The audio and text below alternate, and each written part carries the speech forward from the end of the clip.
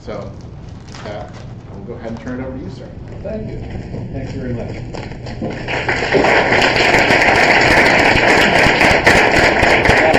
Thank you very much.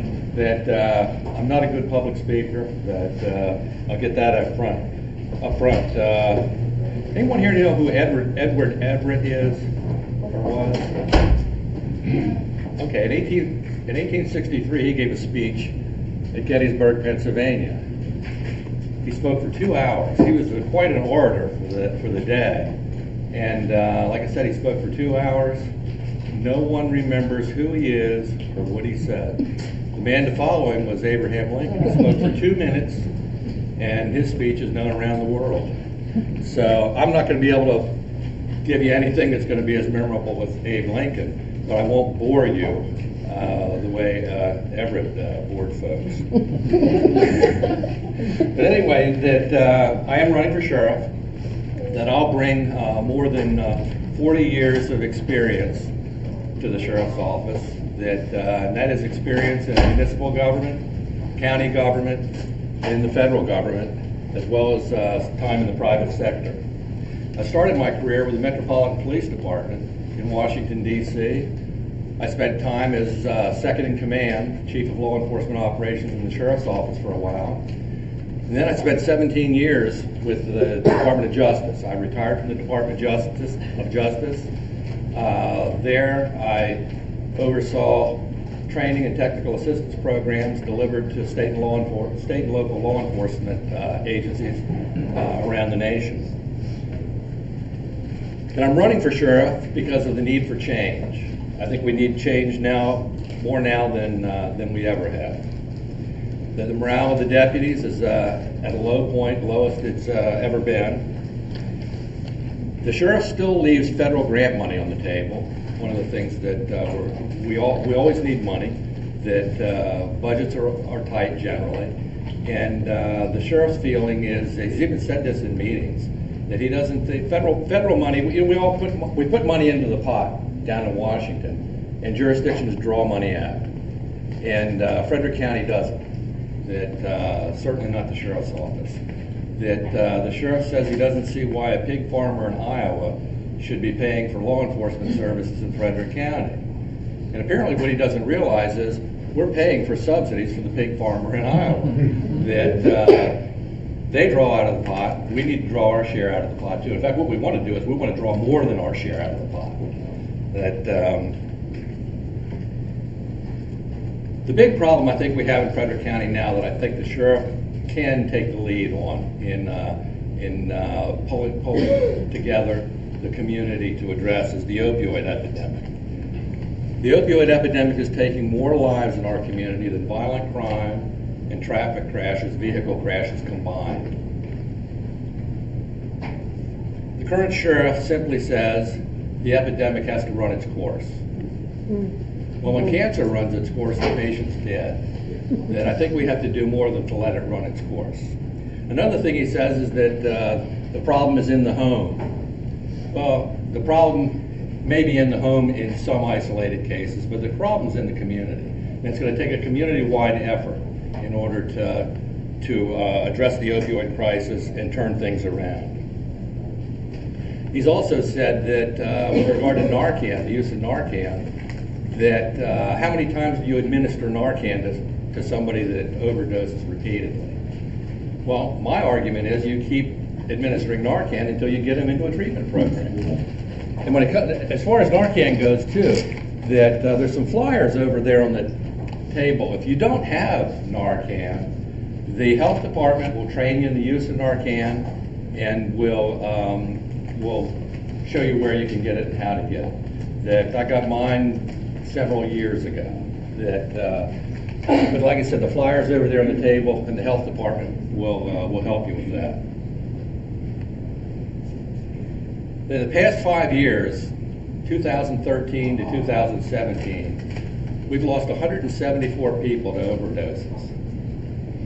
Just the month of January, this past January, we lost 10. Last week, I was called, no, not last week, the middle of this week, I was called and told that there are 2 more opioid deaths here in Frederick County. that the number's staggering. That and it's hit the Thermon area here very hard. And make no mistake that the opioid crisis touches all of us. Even if we don't have a family member that's addicted, and if we don't have a friend or a relative, that it can touch us in many ways. That your house may be burglarized, your car may be broken into, someone maybe get hold of your checks and write some bad checks because they're trying to support their habit. What we need to do is focus on keeping those that are addicted out of jail and getting them into treatment. Anyway, my number one priority will be addressing the opioid epidemic and providing the leadership to do that. That we haven't brought things together in the county. We've got a lot of people doing good things, but they're working in silos, sometimes competing for the same funds, sometimes working at cross purposes. And I think with the right leadership, we can bring all of that together. Other areas that I'm going to focus on are the toxic leadership in the sheriff's office that's impacting morale and making it hard to recruit personnel. We actually have sheriff's deputies telling people not to come to the sheriff's office, to go to another agency. The Frederick City Police have benefited from that. I'm going to focus on the fact that federal funds are left on the table that we can access, that funds that I assure you Montgomery County is accessing, Prince George's County, Baltimore City, and communities around the country. I'll bring honesty, integrity, and transparency to the office of sheriff. I think we really need to focus on that. But I'd like to ask for your help in bringing about the positive change we need in the sheriff's office, and help me to work toward making Frederick County a better county for those of us that live and work in the county. But now I'd like to just go ahead and open things up for questions, and we can talk about anything you like. I'll answer any question that you have. Yes? What about ICE and DACA and the Dreamers? Okay, now DACA and the Dreamers, that's something that's going to have to be resolved down in Washington. That I don't see where the sheriff really has anything at all to do with that. But as far as ICE and the relationship with ICE, my position is what we need to do is have an audit of that, the whole operation there. Number one, to see why we do it. What problem in Frederick County is being addressed by having the relationship with ICE? Is it working, and what are the costs? And I think that, and you have to look at the big picture there too. I mean, and you can't divorce, you can't ignore the fact that out of over 3,000 counties in the United States, there's only, I think, last I checked, 58 that had these agreements with ICE. And out of those, 18 of them were in Texas. So that sort of tells you one thing. That another thing I think you have to look at is you have to look at the fact that the International Association of Chiefs of Police, the Police Executive Research Forum, Major City Police Chiefs Association, the Police Foundation, the National Sheriff's Association, none of them support relationship with ICE in order to have locals involved in the enforcement of immigration laws. So that's another thing that you can't ignore. And the cost. The sheriff has claimed that he's made money for the county off of this program. Well, I worked with federal contracts and federal grants for a while when I was with the Office of Community-Related Policing Services. And the ones that I saw, everything that I saw, the reimbursable agreements reimbursed you for actual costs.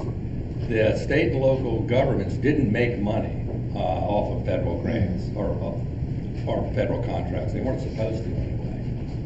As a result of seeing the sheriff talk about making the money, and my thought that you're not allowed to make money, I filed a complaint with the Department of Homeland Security's Office of Inspector General, and that was back in July. So I'm still waiting to hear from them. We've gone back and forth, and the last I heard, because you filed the complaint, and then later you have to file a Freedom of Information request to find out what happened with your complaint. So I'm waiting they say they have 300 pages of documents for me. So I don't know what's going to be in that, but there are some folks that are looking into the costs associated with that, the program at the Sheriff's Office. And so far, it looks like the county has actually lost $1 million over the course of having the agreement, and not really made any money. Hey, Carl, could I ask Yes. a question, a simple question? Sure. Did anybody ever explain to Sheriff Jenkins that the Maryland border is not contiguous with Mexico? I have no idea what anybody's explained to or not explained to Sheriff Jenkins. A few years ago, he was down on the border. So last time I checked, Maryland does not border Mexico. Right. As far as I know, that's the case. I know you know all this detailed stuff. I just thought it was a real fundamental question. Thank you very much. You mentioned that there's federal funds that are left on the table. What kinds of things would they be available for funding? Hiring grants, equipment grants, pardon? What kind of equipment? Like military equipment? Okay, the 1033 program, that is probably what you're thinking about. The military equipment, the 1033 program is, I think, actually a very good program. And when I was with the Sheriff's Office many years ago, we took advantage of the 1033 program. The key is, what is it you're buying? Are you buying stuff you don't need because you use that to fight a war somewhere else? That are not buying, but getting it from the federal government. That we got desks, chairs, computers. We got, I think, one pickup truck, and I think a van. That so it's the 1033 program, like so many other things. It's a good program that can. I hesitate to say being abused, but getting stuff like armored vehicles and machine guns and stuff like that, Hey, Carl, you don't really need. Could I get a surplus armored personnel carrier to go back and forth to work? No. People out there driving pretty crazy. All right. Yes. Carl, just briefly, could you tell us how your view is on the body cams? I don't know, do all of our county deputies have them now? And would you try to enact that we would have them? Okay, I don't think they do have them. And The how city about police are moving toward that. The body camera thing, that first of all, what you get from a body camera is not going to be conclusive. That I think that some jurisdictions really need to have the body cams. Chicago, certainly, that they've had some issues up there. But first of all, you have not only the initial cost of the cameras, you have cost of maintaining them and maintaining the database where all this is stored. There are significant costs involved in all of this. That it seems to me that if you have a good relationship with the community and you've built trust, you don't really need the body cams. That the body cams you really need where there's a breakdown in trust between the law enforcement agency and the community that they serve. That and with the body cams too, when you got a body camera here and you're talking to a suspect and your gun's here, you turn away. So you're not going to get that. The camera's going to be pointed in this direction. That a lot of little things like that. When if you're using your firearm, if you're shooting at something, you block the view of the body camera. So you're still going to have cases where the body camera doesn't give you everything you might need, and may even give the wrong impression at times. But I think the important thing is the relationship between the community and the agency. That if you have a good relationship where there's trust has been built, then you don't need the body cam, and you can spend that money on training. Yes? Carl, I know that the city police have a pretty well-developed program in place to communicate with the community about the efforts that it makes to limit the amount of force used. And they're really quite interested in educating people about the continuum of force and so forth. Do you foresee doing something like that with the sheriff? Oh, yes. That one of the things that we did when I was at the Justice Department, I worked in the Office of Community-Oriented Policing Services, and I worked in the Training and Technical Assistance Division. And we actually had 36 regional institutes around the country that provided training and technical assistance to state and local law enforcement. And each of those institutes was made up of a law enforcement partner, an academic partner, and a community partner. And we started, and they did a variety of things, because I mean, the needs in Los Angeles are much different than the needs in a small community in West Virginia. So we sort of let them do what they thought they needed to do, as long as it fit within the community policing framework. And one of the things we found was real successful was having community members in the training with law enforcement personnel. In-service training and that sort of thing, that training on racial profiling, and you have community members in training with the police officers, and it worked real well. That internal affairs issues, and that some of them had the community members right in there, and it really worked great, and it served to build trust, and which is so important. That we had a case where one of the institutes was providing conversational Spanish for the police officers, and there was a fire at a large apartment complex where a number of Hispanic people lived, and many of them didn't speak English. The police got there, they were able to communicate with them, and the firefighters saw that and said, oh, you know what?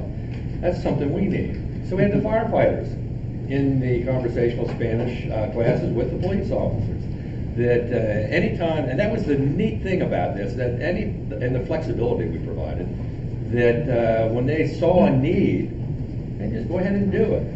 And that's what I want to do with the sheriff's office. I was just going to ask, yes, Mr. Bickel, you are the place where the state, the powers of state, intersect most intimately with the community in many ways. Yes. I would like to add, I'm particularly impressed with your discussion of the opioid epidemic. I have just read of another jurisdiction in Massachusetts, I believe, which declines to charge people for opioid possession when they call for assistance for this antidote. I would like your opinion on that. Second, I believe that grievous damage is done to the polling police due to the marijuana laws. I would like your discussion on that. Thank you. Okay, let's see.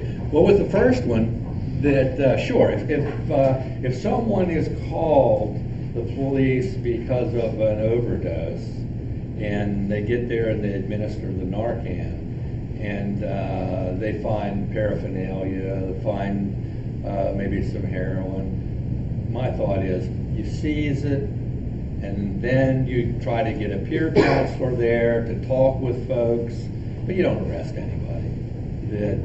That doesn't do any good. That doesn't do any good at all.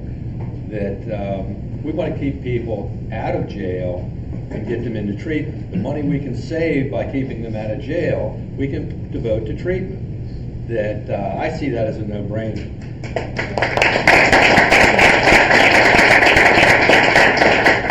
And as far as the marijuana thing, that train has left the station. It's not. You shouldn't be paying any attention to it. I don't think. Treat it like alcohol. That's my thought.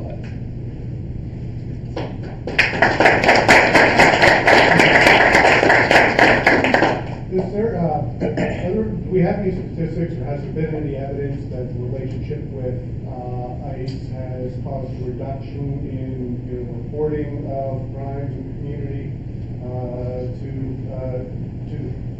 the county police?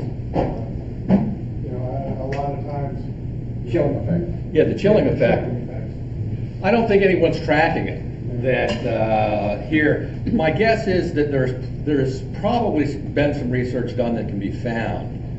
That, but one of the things you find when you start looking is that immigrant communities generally have less crime, and immigrant communities where you have that is less reported crime. But actually, I think the BJS survey, I think, supports this too, not just the FBI crime data. There's two measures. One is the crime victim survey, and the other is the FBI reported crimes. And the communities where you have those that are here in violation of the immigration laws, it's even lower because they're trying to stay below the radar. That another problem when you talk about crime and the whole thing with the 287 and deporting, we had an incident in Frederick several years back where a lady was murdered at the Burger King, and the fellow that committed the homicide was here unlawfully in violation of the immigration laws, but he'd been deported 3 times. So what does that tell you about whether this is working or not? And a problem that I've asked some researchers about that I see as a problem, but nobody seems to be tracking yet, is cases of deportation in lieu of incarceration. That there have been some cases here in Frederick, and the sheriff actually brought them up. One was a young man that was found guilty of, I think it was assault with intent to kill and some other things. And he was sentenced to 20 years in prison, but all but time served was suspended so he could be deported. Well, the problem is, when he's deported, he goes back, has a little vacation, and can come back. And that's what's happening, rather than serving 20 years in prison. That I think they need to serve their prison time and then get deported, which is not anything new. That over 40 years ago, when I was a policeman in Washington, D.C., when we had somebody that was a violent criminal that was in the country, even in the country legally, from somewhere else, we would notify, it was INS back in those days, not ICE, I would date myself there. But we would notify INS, and INS would take them into custody and deport them. So the idea of deporting violent criminals is not anything new. That what we need to do is focus on that population and not spend our time chasing around bricklayers and people that are doing landscaping and supporting families. Hey, Carl, I think the thing that's bothered me all the time is anecdotes are the basis of policy. Yeah. That's BS. No. They seem to. Well, we have a guy that said, what a rapists, and I think there's maybe a few good people. I mean, come on. Yeah. That's Well, kind of and stuff. those kind of stories, the news media keeps repeating them and repeating them. The one out in San Francisco where the fella had shot and killed someone on a boardwalk or whatever. He'd been deported 5 times, for crying out loud. So what wasn't working? Well, I made a proactive bumper sticker for my wife made me take off and said on the thing, don't shoot officer on white. He might make an exception for you, Vic. So related to that, it almost feels like there's been a false focus on the threat of immigrant communities. When the narrative almost needs to be more on the bigger threat is been white supremacist terrorists. Recently,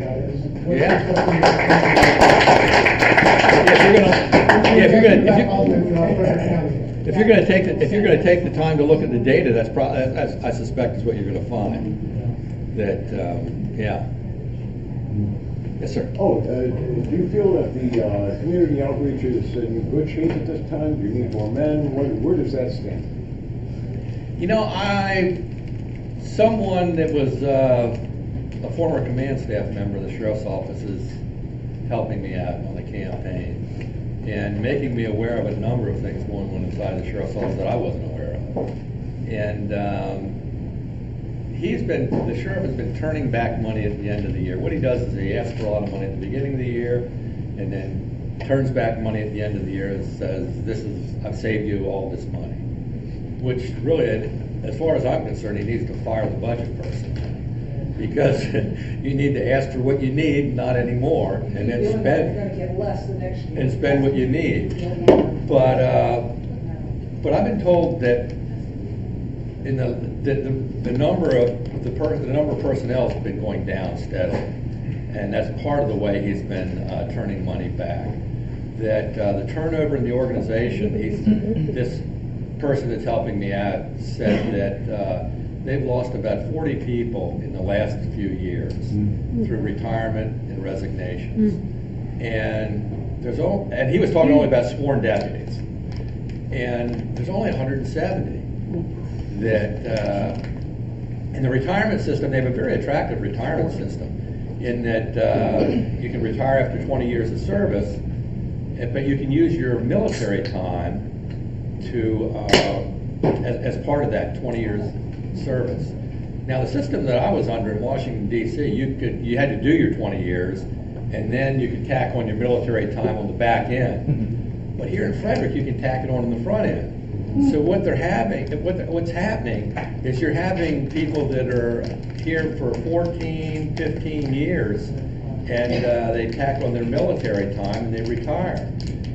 And the shame of it is, you're losing your experienced people that way too. People that you could otherwise keep for hopefully a number of years.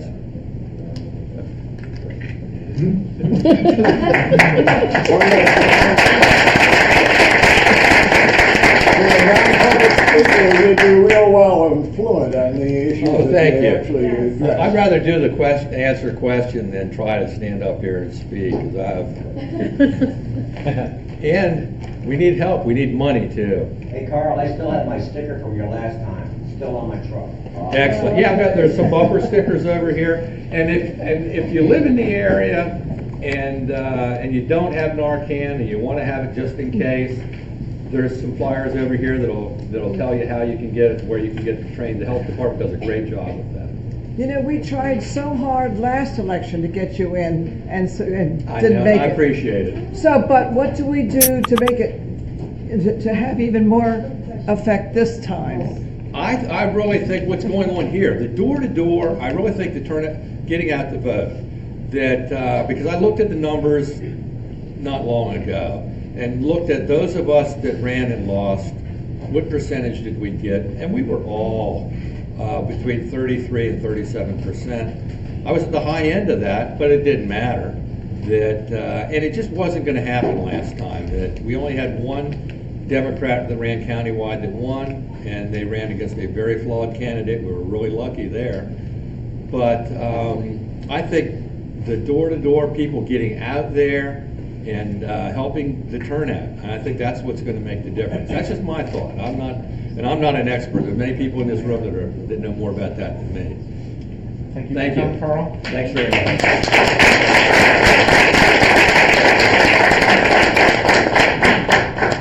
Next up, we have Ysela Bravo. Good afternoon, everybody. Firstly, thank you so much for coming out today. I wanted to say thank you to Beth and Drew and Maria and Ashley and all of the Frederick Progressives for having me out today. My name again is Ysela, and I know that's really hard, but I think I make up for it with Bravo. Exactly. People keep asking me why I'm running, and I have to tell them, and I have to tell you, I'm an innate optimist. I always believe that we can do better. And when I look at the way politics are currently being played out, disheartened is about the nicest word I can think of. We have serious business to take care of, and I just can't sit back and watch politics take center stage. This is Maryland. We are the 7th state of this union, and we have a voice, and I'm willing to do whatever I need to in order for us to be heard. A little bit about myself. I am from Los Angeles, California. Back there, I was a human resources manager for a 400-person radar manufacturing company. And after my second child was born, I decided to give staying at home a try. And as my baby started to grow into toddlers, I started looking at local schools in California. And guess what? We had zero opportunity for a top-notch education unless I was willing to shell out $25,000 a year for an elementary school. So we got really lucky in 2006 when my husband Eric received a job here in Maryland, I was reluctant to move so far away from California, but the exciting job opportunity, education for my kids, and quality of life were the key reasons for why I left. I wanted to raise my children in an area where they weren't concerned with which movie star was dating what basketball star. We were elated to see the high ratings in in Maryland that their education had, and we embarked on our new adventure. We lived in Gaithersburg for a little bit, and I was thinking, oh gosh, what did I do? And then we found our home in Mount Airy, and it was everything that we dreamed of.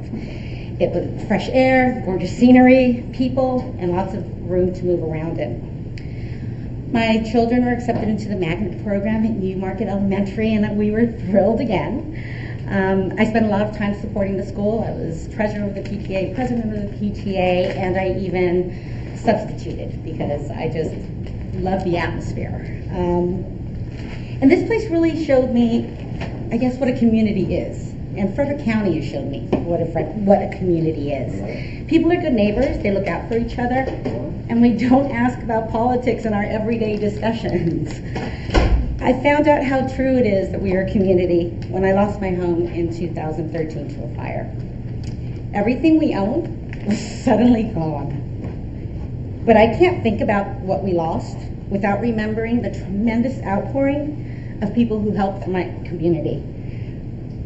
There were firefighters who put out the fire, families who spent weekends looking for my lost dog, churches, scout troops, people I barely knew who donated necessities, gift cards, and so much more just to ensure I had a softer landing, or we had a softer landing. People we had never met sent notes of love and encouragement. A few ladies even made beautiful quilts for my children. Those acts of kindness helped me heal, and they continue to fuel me every day. I'm thankful that life is back to normal now, and it's time for me to give something back. There are 3 issues I'd like to focus on: growth, healthcare and the opioid issue, and bipartisan leadership. First, we're not effectively managing the development that is fast changing the rural character of Frederick County and my sliver of Carroll County that I would represent.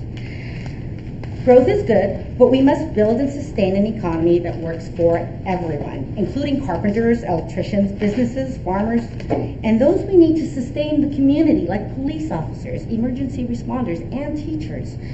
We must nurture new jobs in every community, but we need elected officials who promote smart growth, which means thinking ahead, providing for roads, schools, and a healthy environment for our children and grandchildren. Second, families are being torn apart by illness and addiction while having to deal with stigma and shame. Access to affordable health care is essential, and it must include rehabilitation and support for those affected and their families. We can and should commit to finding compassionate assistance. Third, and most important, we need to work together, regardless of how we feel about the divisive politics that are all around us. We can respectfully disagree on some issues and still join forces to find sensible solutions that work. I truly believe that the best decisions are informed by different viewpoints. I welcome all views because this isn't just my community, it's ours. I'm inspired to make my first run for office because of my love for Frederick and the people who live here. I will be your voice and work tirelessly to ensure my community is heard. Despite the challenges we face on these and many other issues, we are blessed to live in a wonderful place. Let's give it the representation it deserves. Good legislators in Annapolis are going to play an important role. I'll need your help. If you have ideas or viewpoints that are important to this conversation, please reach out to me. You can find me on my website, bravo4md4.com. And please, I hope that you'll support me in my run to represent District 4.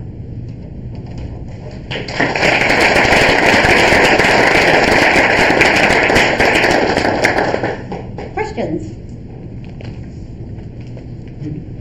Really? You got it all. Can you describe, you're running for District 4? Yes. Can you describe what the geographical area of District 4 Yes. is?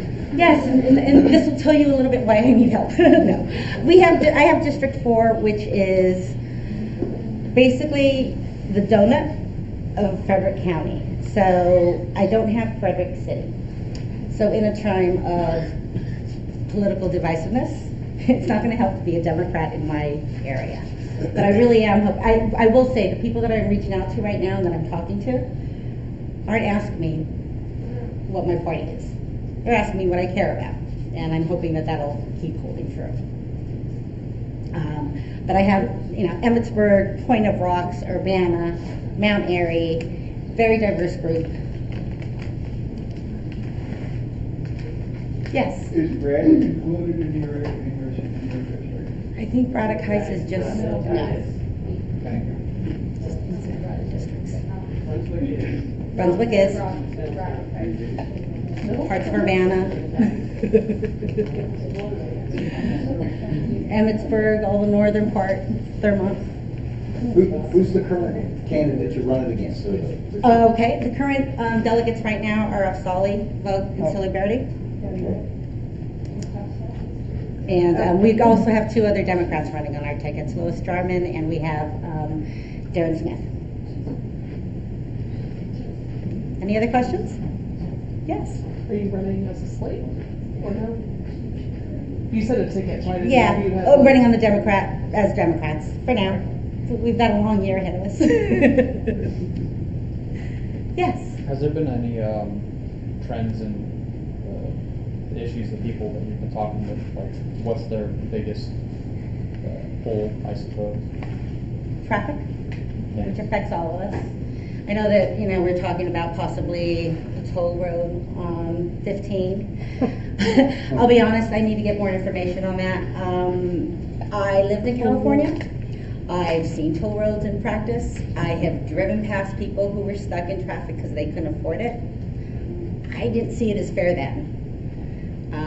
But obviously I have to look at everything that's on the table. But as far as that goes, I think Carol Krim came up once with the transportation idea of having the buses use the shoulders on the highway so that there would be a reason to want to take the bus.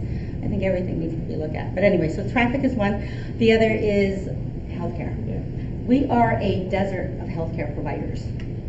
So even if you have insurance, there's a good chance there might not be a provider here that'll be what you need, or may not take your insurance. I think we were rated a D on healthcare access. Rated very highly in all other services. So that's an issue, and we need to figure that out. And education. People do not want their kids going to school with portables. Yeah. Yes. In a community of commuters, what is your point of view about the use of toll lanes on Interstate 270? As I said before, I don't understand how it's fair to people who need to drive really far for their work. So I want more information, I'll be honest. My first thought is if there's a haves and have-not system, not really for it. I think public transportation is a mess. And I think we need to look at more solutions to get people. I'm not able to hear you over here. Oh, I'm sorry. So that would be my thought. Yes. Recently, you talked about health care, and there is a Healthy Maryland Act that's being considered in the state, which would provide single-payer health care in Maryland. And so do you want to speak about that and how you, if you were sitting there now, how you would deal with that? Sure. We have a problem with healthcare. And we have to be open about that, and we have to be honest about it. I was looking at the numbers for FMH, and the people they treated, I believe, was it 2016 or 2017, and almost over 50% of their payments was from the government. So I look at it, we have government-funded insurance. Now it's here, and we need to figure out how to do it right. To argue about whether or not it should exist is, I guess, as Karl said earlier, that I look, when I see a number like that, like over 50% of the people are using some sort of government-assisted insurance, I think we're there. And I think we need to look at, again, if somebody doesn't have insurance, it costs us more money. And I think that those are the costs we need to look at. What are we actually incurring in costs by not insuring? And I think we need to move towards looking for the numbers to show that we can actually save money. So am I behind a single payer for all of Maryland? If I looked at a program and I thought it was a good program and I thought it would help insurance people, if I thought it was a good program and I could read it and thought people would get insured by it, I would be for it. People need health care. It's not, nobody's looking for insurance. Is anybody saying, gee, I really want insurance? No, we all want health care, and we need to figure it out.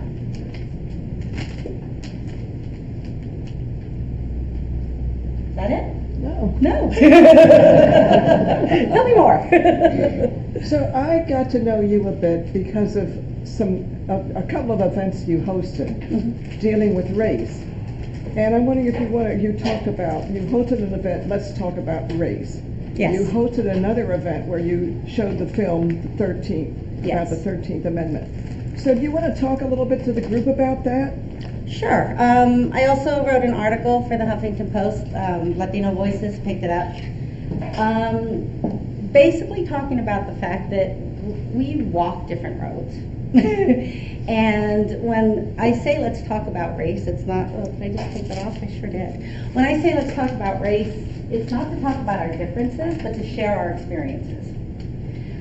As a Latina woman, there are going to be things that I have experienced that you will never understand if you haven't walked in my shoes. And unfortunately, as a person of color, I can say sometimes I'm embarrassed by the fact that I'm treated differently. I'm embarrassed that my high school teacher asked me if I was, when I said, oh, because I'm Latin, I think I'm getting more packages from colleges asking me to go to his school, go to their schools. And he said, oh, so you're going to use your handicap to get in? And these are, that's one of plenty of comments I've heard over my lifetime. But it's something that I would talk about with my other Latin friends or my friends of color. And it's not something that we share because it's humiliating. So I did host I hosted an event. I wrote about my experience here in Frederick. I will tell you, I moved here to Frederick. I never received any sort of overt racist comments until Trump was elected. Wow. After Trump was elected, that year I remember I was wearing green on St. Patrick's Day and I had a man curse at me for being Spanish and wearing green. During the year I went to a restaurant and had a guy at a bar talk about how Mexicans were the scourge of the earth. My heritage is Mexican, so I get a little offended. I had a woman walk up to me while I was about to sing at a karaoke bar and decide to start doing a carita chair and doing the ay ay ay ay, he's really loud in front of me, and then continue to do it all night. It's real. Racism is there. And it's something that we need to talk about, because if I don't tell you this, then how in the world can I expect you to learn and to understand? And that doesn't mean everybody's racist. It doesn't mean I think everybody's racist. I'm married to a white man. I am loved by people of all colors. But if you don't know anybody, and you can't, if you don't listen to other people's stories, you're not going to know their stories. So I like to talk about race more because I think it's important to inform. And how would that impact your performance in the state as a delegate? Well, I definitely have a different point of view. As far as how it would impact, I'm not really sure, other than to display the fact that Frederick is open and that we are a welcoming place. I think saying somebody who looks like me has their support, sort of says that about the community. But more than that, I think it's a different viewpoint. I have a different life, and I think combining that with people who have their lives is a good mix. And I think we can make better decisions because we have a more diverse viewpoints.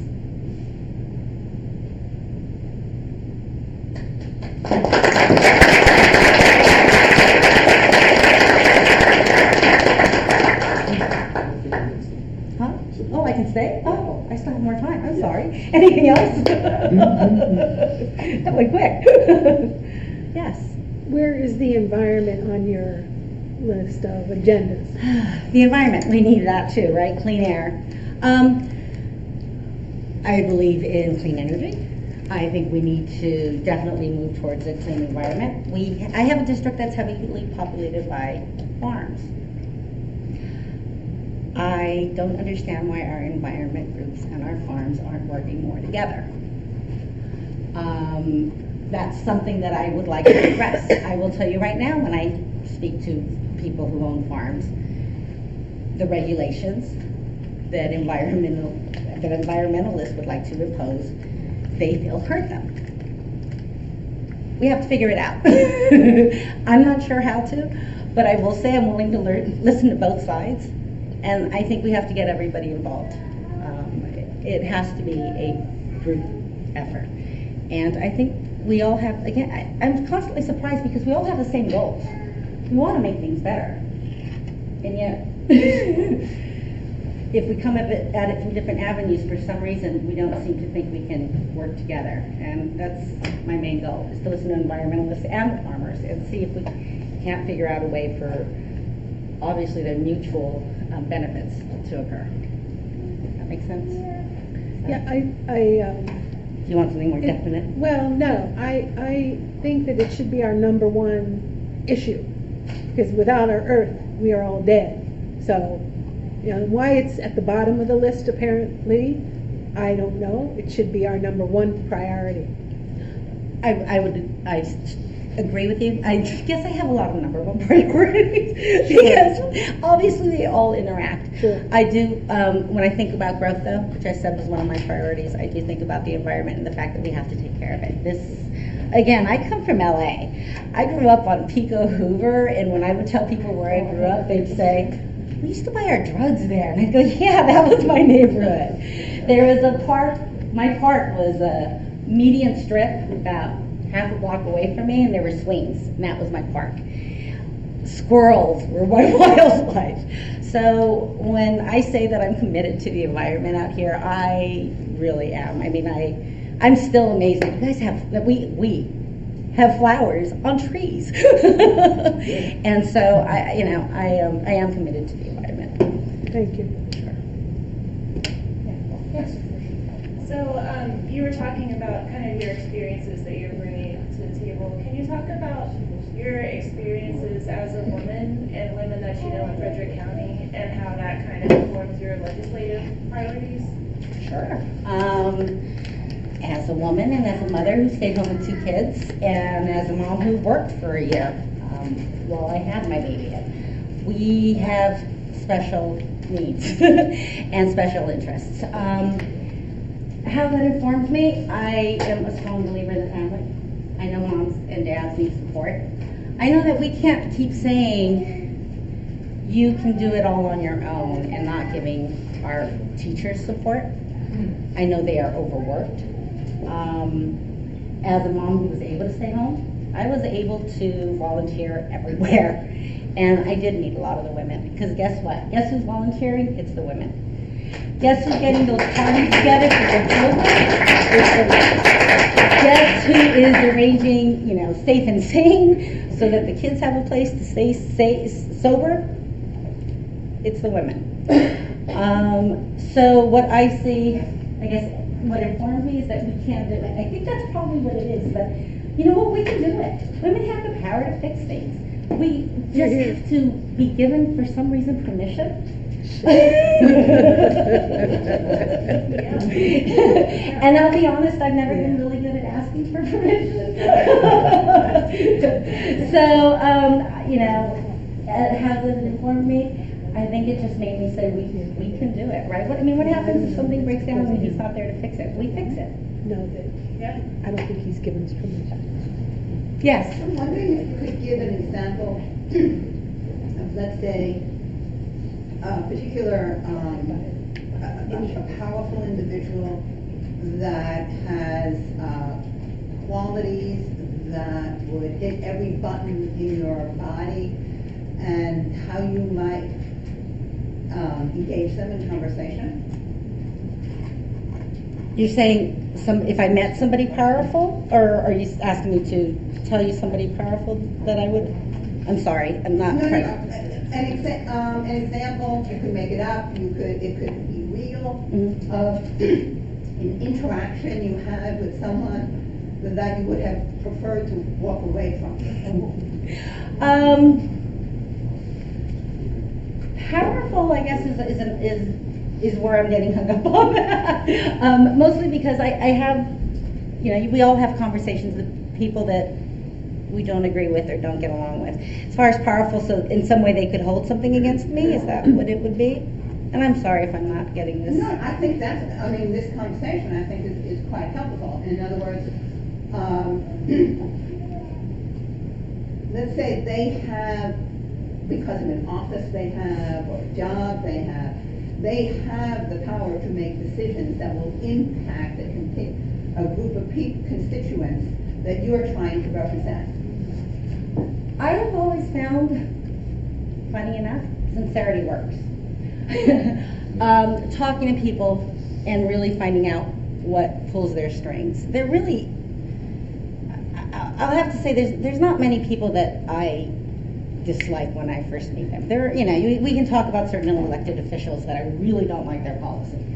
But when you sit down and talk to them, it's a different thing. I'm trying to think. I remember applying for a job, my human resources position, actually. I was applying for a manager position, and I was younger. I was about 20 years younger than everybody else. It was for a radar manufacturing company. Almost everybody else was military. And my boss came in and told me she recommended me for the job. And the general manager said no. No way, she's too young. She's too casual, not our thing. So she said, but he said he'd talk to you. Right. So I walked in and I sat down and I said, first off, let me tell you what I think you see. You see somebody who's pretty casual. My experience is web industry, advertising, and I kind of went down to what he said, what he would see. And then I said, now let me tell you what I bring to the table. First off, I see these things. Second off, I can change these things. I can put on the suit. I can be here at 7 a.m. instead of 7:30. But most importantly, I can do the job. And we have a common goal. You can let me do the job. You can see how it goes, and you can replace me. Give me an acting manager position. But at least you have somebody to do it. And he said, fine. I was making twice the salary I started with, and within 3 years. Because I did the work. So the best way I can think of to deal with somebody who doesn't want to give me something is to say, give me a little. Let me prove myself a little bit. And I keep trying. Does that help? Yeah, Does that answer? Thank you. Okay, sure. Anybody else? All right. Oh, thank you.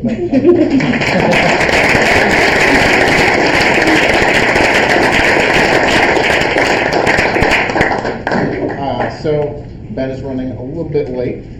We have a couple more elected officials and candidates who have shown up, so I want to give them a chance to go ahead and introduce themselves real fast. If you've come in since the beginning, go ahead and stand up, let us know who you are.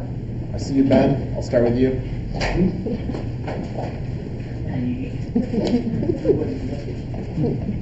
Hi everyone, my name is Ben Macshane. I'm on the Frederick City Board of Aldermen. This is Eve Macshane, an advisor of mine on youth priorities and things like that. Great to see everybody here. I wasn't sure I was going to be able to make it with her today, and We spent the last hour sleeping in the truck outside, but once she woke up, I was happy to come in. Great to see a good crowd showing up to meet some of our fantastic local candidates. Karl, Ysela, who I know both very well. These are great people that we have running, and a great candidate for governor on the way.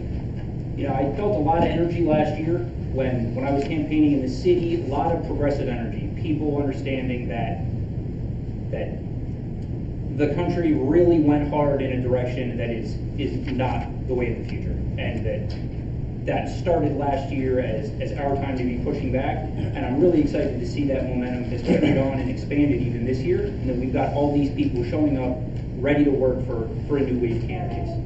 So thanks for that. Thanks for pushing good people for me, for my little one. You know, we need these new voices in local office, statewide, and soon enough, you know, nationally.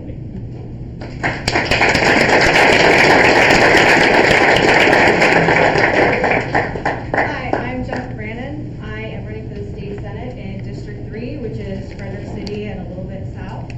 I'm a scientist. I work at Fort Detrick. I work with Ebola virus. I promise I wash my hands. I'm working to bring a new voice and a fresh perspective to our politics, to capitalize on that energy that we've seen in the past couple years for the progressive movement, and bring some new people into politics and into government. As a scientist, I'm really looking at evidence-based policy making. You're going to hear me say that again and again and again. Somebody mentioned politics by anecdote, and that is just the antithesis of what scientists do. So I want to look at the data and see the things that we can fix, like paid family leave. When people have a baby or bring a child home, they have no time to bond with them to recover. 25% of women go back to work within 2 weeks of giving birth. This is something we can fix.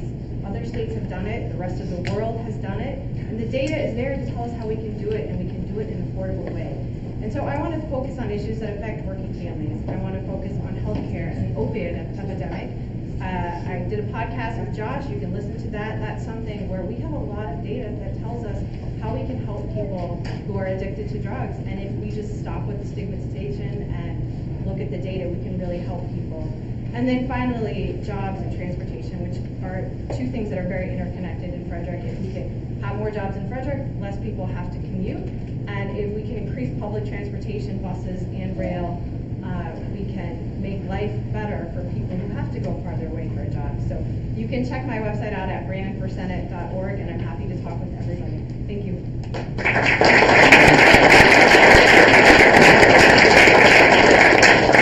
So we will be having our next person talk for a little bit longer at another meeting, but we were lucky enough to have our endorsed candidate for Congressional District 6, Roger Manno, come by today, so I want to go ahead and give him a couple of minutes to talk. Come on up. Thanks. I wasn't planning on speaking. I just came to say hello to everybody and to listen to great progressives who are running for office. I'm Roger. I represent the state senate in central Montgomery County, right up the middle from Aspen Hill up to Gaithersburg. I've been in the Senate for 8 years now. I was in the House of Delegates for 4 years before that, representing the same district. I worked for 3 great members of Congress before that. John Conyers from Michigan, he was the ranking member of the Judiciary Committee. Jamie Raskin also worked for John Conyers. We both worked for Congressman Conyers during law school and college. Then I worked as senior counsel to Miss Sheila Jackson Lee from Houston, Texas, and then Sanford Bishop from Southwest Georgia. So I jumped around a lot. I was born in California in 1966. I was on my mom's back in Berkeley, California in 1968. We were tear gassed protesting the Vietnam War. Moved to New York City in 1972. My dad was a carpenter. He didn't have any money. My mom was a student and an activist like me, like you. And my dad died because he was poor and didn't have health insurance. And so that sent Mom and I through some really tough years. We lived on the street. I was in the group home. I was a ward at the state. And growing up, I wanted to fix healthcare. And I became sort of obsessed with that. I'm still really obsessed with that. And yeah, see you next year giving me the eye. I'm a single payer person, right? And not just because I'm running for office and that's the cool thing now. I was a single payer universal healthcare person way before it became cool and mainstream. And because I just know what it's like to fall through the cracks, like probably many of you unfortunately know also. It's not cool. We've got this healthcare bureaucracy in this country where people, sink or swim based on just how lucky they are, how they came into this world, whether they're able to, navigate this complicated and expensive healthcare bureaucracy. And it's a thing that's motivated me in politics throughout my life. And it's what got me into this business. So I've had the opportunity to work with President Obama on the Affordable Care Act. I was the single payer person on Obama's healthcare working group to build the ACA. My job, working with the California Nurses Association, now National Nurses, NNU, National Nurses United, was to push Obamacare, the Affordable Care Act, as far to the left as possible. And we finally created a right in this country to prevent insurance companies from discriminating on folks because of pre-existing conditions. That was, seemingly now not such a big thing. It was a really big thing. But that was only part one of a two-part thing, which was to get the insurance companies out of the healthcare industry back into the property and casualty industry where they had always been, where they belong. Like in most countries, in civilized, industrialized countries around the world, where the insurance industry lives, in property and casualty. Right? They insure cars and houses from fires and crashes and things like that, and boats. Not so much your lifeline and those of your kids. So that's really the thing that's motivated me the most. I'm really a progressive. I've been at the forefront of some of the biggest battles in the Maryland legislature in more than a decade, from marriage equality to green energy to social justice issues across the board, healthcare reforms. I've gone up against the oil and gas exploration industry with many of you, and we won. We stopped. Really, I mean, thanks to you. We stopped those guys from drilling in Western Maryland, right? Actually, Hogan's regulations that would have allowed drilling for the first time in history in Western Maryland to poke a pipe through the aquifer that runs through multiple counties and states. We stopped them from doing that. That was going to begin on October 1st, 2017. And after we stopped that, I was the chairman on the committee that stopped that. We built the politics to ban fracking permanently in the state of Maryland. You guys did that by 1,000 people, not lobbyists, walking around the state capitol with a few lawmakers, and we stopped that from happening. That's like unbelievable, but we did that. We went up against big bosses that denied, rest breaks from their non-union workers. I authored that bill for 4 years in the House of Delegates. You all came down like year after year after year, and we stopped that from happening. We've gone up against, the big bosses in Annapolis on a whole bunch of issues. We just basically created regulations that allow for the removal of state legislators who sexually harass interns and staff. So I feel like, I've been part of so many wonderful progressive movements and campaigns in Annapolis for, 12 years, for years before that on Capitol Hill. And a part of me does not want to go back down to Capitol Hill in the middle of this insanity. But my heart and my head really compel me to do it because I think we do need real progressives down there, because I think we are at a moment in history, because our institutions are under attack. The EPA is under attack. People, working families who are getting their asses kicked, like my family, are losing at the federal level. And it can't be allowed to happen. Now, I'll just share one last thing to you, and it's a personal thing. Like many of you, I had cancer a couple of years ago. Right, so I spent a week in a hospital room in Johns Hopkins with tubes and everything like that. Almost didn't make it out of there. And I remember like this kind of moment of lucidity in the midst of morphine. But I said, just please get me the hell out of here.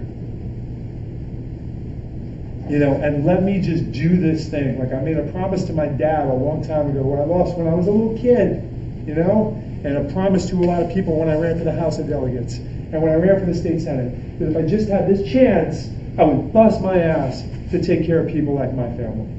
And, you know, I made it out of that hospital room. And now we're at this moment. So I'm not running for Congress because it feeds some ego in me. I have a job that I love right now. I serve people who I love. You know, I work my tail off to do that. But I do think we need people down there at this moment who actually get it. And, you know, I'm a piece of work. I'm a work in progress. Anybody who knows me, I'm very emotional about this job, and but I get it. And I've got your back, you know, authentically, demonstrably, based on a career in public service, just trying to make government work. And that's why I'm running for Congress. And I hope to have this opportunity to work with all of you. Here's how we stop Trump. We take back the House of Representatives. It's really that easy. We either, you know, we impeach that son of a bitch, or we take back the House of Representatives and we stop him. And I want to be part of that. And next year or the next 2 years, when we create a single-payer universal health care system in this country, because nothing else in terms of money and math makes sense, I want to be there for you, for my dad, for my family, for all Americans. And I just hope you give me that opportunity. So thanks.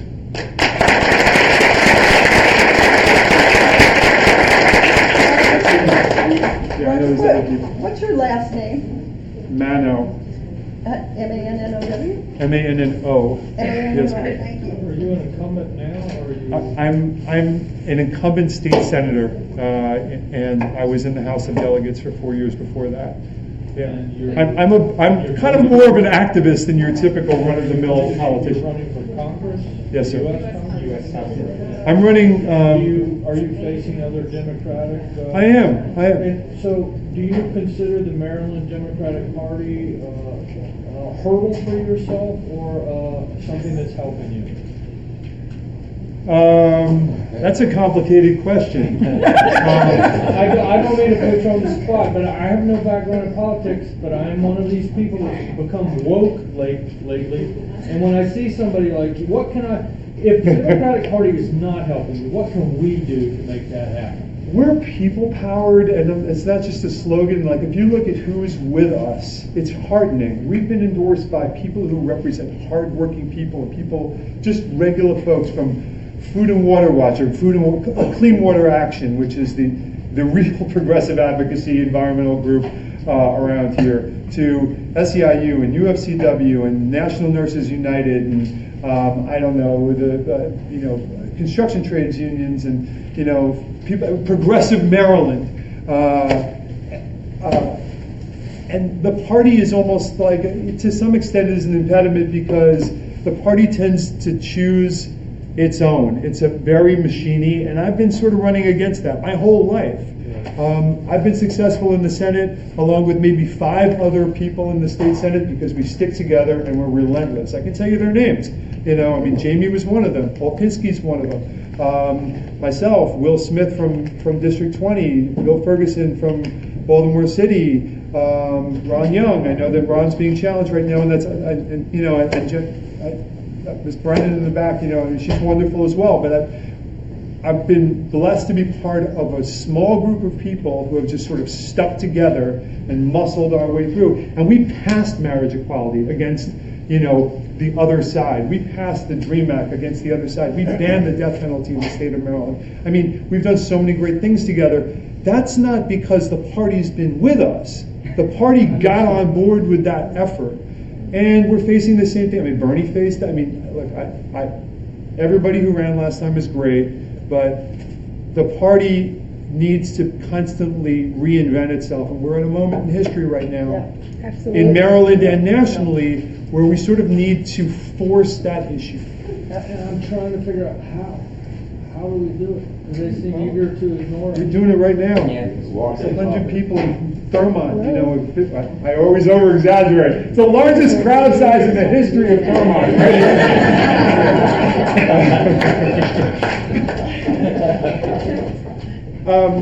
Just get out there and vote. Register your neighbor. Hold a sign. I knock on people's doors, many of whom who've never voted before, who can't vote. They make sandwiches. You know, they stand on the corners, they make phone calls. That's how you do it. So I think we have time for maybe one or two more questions. Yes, sir. Yes, sir. May I ask you your point of view on the wars and on the militarization of our country? Without dealing with those things, everything else goes by forward. So, you know, it's interesting that, like, the only thing that's sequestration proof or that can't be cut is military funding. And I get it, though. I mean, I know we need a strong military. I think I grew up in Hell's Kitchen with tough kids in schoolyards, and sort of, I learned that the way you prevent the bully from, you know, beating you up after school is by appearing to be stronger than the bully, and I get that. I really do get that. But I think that we've reached the tipping point. We have enormous social service needs and domestic needs that we just can't meet unless we redistribute this balance of funding, this limited pool of funding on the federal level. I want to see a universal healthcare system. Actually, that will save money. I want to see a new green energy grid that will actually save money in the long run. You know, and I think we have to reevaluate. And I'm willing to take those votes, or, you know, advocate on the campaign trail and thereafter for you know, a fairer and more sustainable military budget, which is necessary. I mean, there's only so much money. So, you know, that's where I am. And I also think, by the way, as somebody who worked on appropriations in Congress, the U.S. does a lot of good in terms of humanitarian assistance around the world. I think that we need to re-up and, you know, expand that. Here he is. All right. I am now eating into Ben Jealous's timing. That's a bad campaign strategy.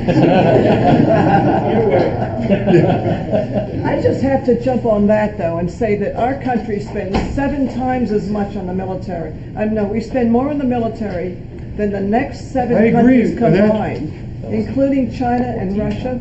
I agree. I agree. All right, thank you all very much. Ben.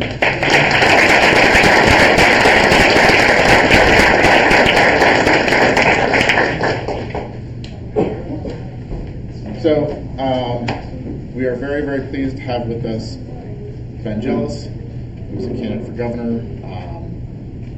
I've had the honor to meet him several times before. The very first time that I met him was when Beth was delegate for Bernie Sanders to the DNC.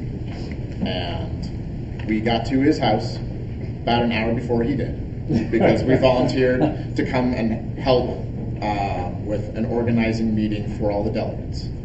And Ben was on Bernie's platform, and the reason that he was late was because that meeting that he was at to fight for the platform that we all want kept getting pushed and pushed and pushed, and went into the middle of the night. And then he jumped on a plane and flew down and got to his house when we were there and helped to make sure that all of the delegates, you know, these people who stepped up to say, yeah, no, this is important.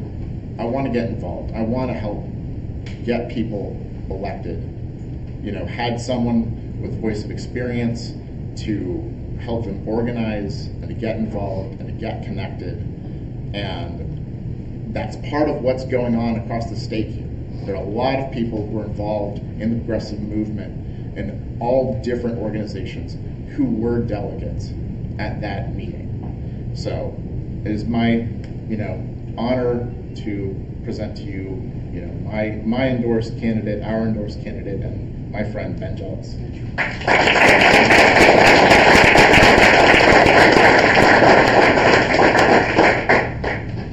Well, good afternoon. It's good to be here, and it's good to be back, and it's nice to actually see you guys at home. Usually, I see Drew and Beth all over the state. Beth is everywhere. I've been to Frederick so many times this campaign. I actually drove to the wrong library, so I apologize for being late. I didn't realize we were coming to Thurmont, but we were going to the main library. we've got a real shot here. Internal polls show that we're tied for first. And it's all because of activists like folks in this room. I want to say thank you. We started off in 4th place. I'm not hearing you. Oh, you can't hear me? All right, should I? Now you can. All right, I'll talk loud. That's easy. Thank you for letting me know. So I said, we've just seen internal polls that we're in 1st place.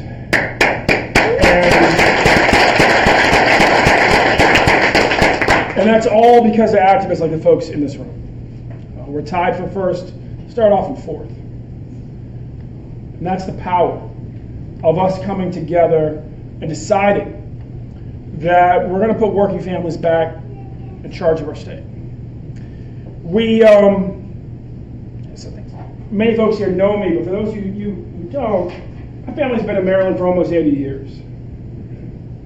We live the American dream because we first invested in the Maryland dream. And I'm running to make sure that dream stays accessible to all our kids.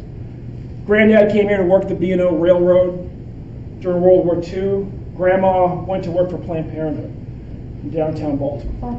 In 1941, my grandma was working for Planned Parenthood in downtown Baltimore. And a generation later, they were waving goodbye to me at Dulles Airport as I flew off to be a Rhodes Scholar in Oxford, England. That's the way it's supposed to work in our state. My grandparents raised my mom in the McCullough Homes housing projects in West Baltimore and on Pulaski Street. If you only know Baltimore by the wire, that's like half the set. And what got us out was the second union job. And my granddad was able to go to the University of Maryland School of Law for 1 year, the 3rd class of black students admitted, for $200. That was the tuition. That was the late 1950s. If tuition kept up with inflation today, it would be $2,600. It's $31,000. We're strip mining our young people before they even get into the workforce. And we're indenturing them. And I'm proud to be the only candidate out here who says that we will end mass incarceration and we'll use the savings to end this massive student debt crisis. Because what they've done since 1970, when the tuition was $400, University of Maryland, is our state spent more and more on higher incarceration and less on higher education. And we've got to get our priorities right. Folks who are filling up the prisons,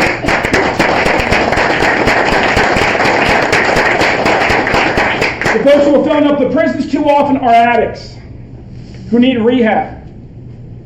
And when I'm governor, we will deal with the addiction crisis in our state as the health crisis that it is. We will make sure that we have crisis response teams for people who are overdosing on opioids in every corner of our state. The state legislature, like Senator Manno, recommended that we have 10 across Maryland to serve all 24 counties. The governor ultimately agreed to 1. In Baltimore City, where that 1 is, we are rationing naloxone. The doctors say we need more to save lives. There's twice as many people dying from ODs in Baltimore as bullets. And our governor insists that they continue to ration the drug that would save lives, even though it will only cost $2 million to give the city what it needs. Every one of those lives is worth more than $2 million.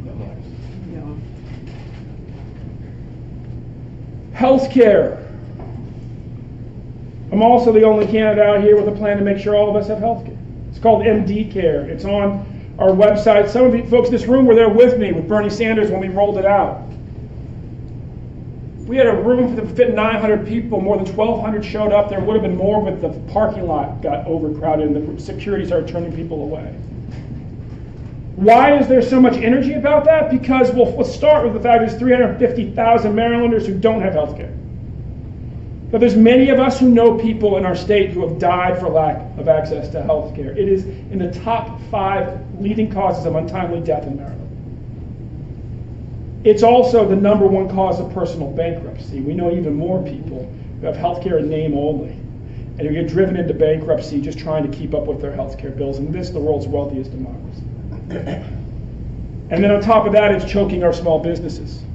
You talk to small business people across the state, and the day they fear most in their calendar is when the open enrollment season begins and they find out how much more their healthcare costs just surged. And yet we know, like from every other Western nation, and from multiple studies done in our own country, that the only way we can get those costs under control is to stop doing things differently and start doing them the way they do in Canada and England and France and everywhere else. You can cut the overhead in half on day one. You can negotiate a better deal with the pharmaceutical companies on day one. And when in think tanks as centrist as the Rand Corporation, when they look at the issue, say the most expensive option is to do nothing. And the only option that actually gets costs under control is to do state-based Medicare for all. On the issue of education, you've talked to state budget experts, they're very clear. We don't have a money problem when it comes to education in Maryland. We have a priority problem when it comes to our state budget. We can and we will, when I'm governor, go back and make sure that the promise is kept, that the casino money and the lottery money will actually be used to significantly increase funding for public education. And that's critical. We have teachers commuting to this county because they can't afford to live here, and we have teachers commuting from this county because they can't afford to live here and teach here. And that problem exists across our state. We have to return teaching to being a first-class profession, and that means that we have to be prepared to pay more. Teachers in DC start at $65,000. Teachers in most counties in Maryland start at $44,000. It's outrageous. If we're fully funding, and we will in my first budget, begin to fully fund public education across our state for the first time. It's a $2 billion shortfall that we will fix. And when you do that, what that means is that we can provide universal,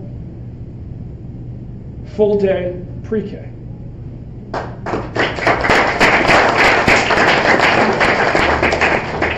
We can make sure that our children learn coding in the first grade. They're doing it in Singapore and England. We need to be doing it here too. Our kids will compete against them as well, even for jobs at Bethesda Games where Drew works. We also will shift how we think about education from preparing kids for college to preparing kids for careers and for college. We have to make sure that every kid comes out of high school ready for a career. And if we're fully funding public education, then we can start to make more training in nursing, more training in the building trades, more training even in computer programming, like advanced computer programming, available in high school. So kids are being prepared directly for the job market. I'll be hosting tech leaders here in a couple of weeks, and part of my day job is investing in tech companies to look at Maryland as a place for expansion campuses for major tech companies. Their number one thing that they want from states isn't just to get, isn't the sort of just tax rebates that Hogan is desperately throwing at Amazon. They want a real partner in solving the programmer shortage in our country. You talk to these companies and they tell you, look, we mostly hire people with master's degrees, but nobody ever asks us why. And the answer is this: because we need people with 2 years of specialized education in the programming that we need. 2 years of specialized education and programming you can do at a community college and produce more, cheaper, faster, better. And those are the sorts of conversations we'll have when I'm governor. I think what Hogan is doing with Amazon is an act of desperation and bad negotiation. We should not allow, let's be really clear, Bezos, I believe, has always wanted to bring Amazon to this region. Study after study tells you that the new headquarters tends to go within 3 miles of where the CEO's new house was. He's moved to DC, he's bought the local newspaper. He's also not a fool. You got 3 jurisdictions right here. If you can, why not play them off each other, Virginia, D.C., Maryland? We shouldn't allow ourselves to get played. Seriously. We should all come together and say, here's one bid for 3 jurisdictions. Brothers and sisters, we are living in times of division. When we, like with this deal with Amazon, are getting played. As working families, as striving families, we are getting played. And that's an old playbook in this country. I grew up in a family on one side, my dad descends from 7 Revolutionary War soldiers. And on the other side, my mom descends from Thomas Jefferson's grandma's grandchildren who were her slaves. And from 2 black Reconstruction statesmen. And when you grow up in a family like that, you're taught the greatest thing any of us can do is to serve each other. But you're also learned the history of how we've been divided against each other again and again. Beautiful thing about politics is that it's a lot like physics. For every action, there's an equal and opposite reaction. You can call that Clinton, Bush, Obama, Trump. It means what comes after Trump is really good.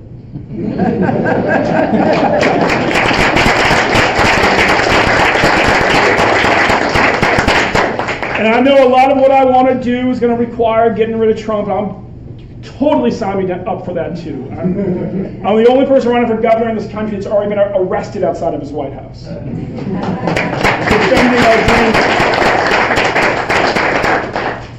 But the other beautiful thing about politics, as in common with physics, is that something in motion tends to return to its original state.